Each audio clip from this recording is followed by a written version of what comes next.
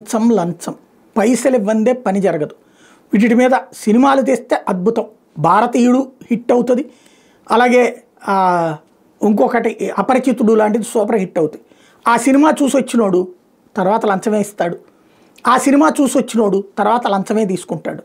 లంచం లేనిదే కంచం దగ్గరికి రానటువంటి పరిస్థితి, లంచం లేనిదే మంచం దిగినటువంటి పరిస్థితి కొంతమంది తయారైపోయింది.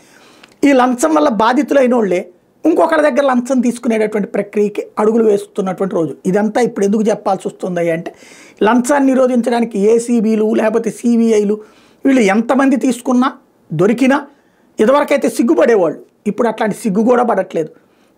అయితే అరెస్టు, జైలు, మళ్ళీ వస్తారు, మళ్ళీ ఉద్యోగంలోకి వస్తారు, మళ్ళీ నడిచిపోతూనే ఉంటుంది. సరే చివరిలో కొన్ని ఇబ్బందులు పడతారు, కానీ ఈలోపు సంపాదించుకోవడం, ఎక్కువ సంపాదించుకోవాలన్న రూట్లో పోతుంటారు.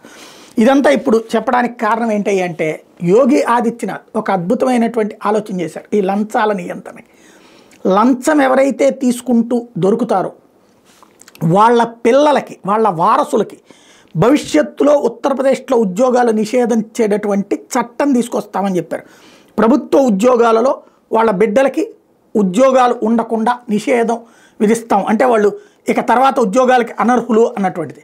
కాకపోతే ఇది మరి రాజ్యాంగపరంగా చెల్లుబాటు అవుతుందా లేదా భవిష్యత్తులో చూడాలి. బట్ ఇలాంటి ఒక ఆలోచన అన్ని రాష్ట్రాలు, అన్ని పార్టీలు చేస్తే కరప్షన్కి కేర్ ఆఫ్ అడ్రస్గా మారినటువంటి మన వ్యవస్థల్లో ఓ ముగింపు పలికినట్టు అవుతుంది.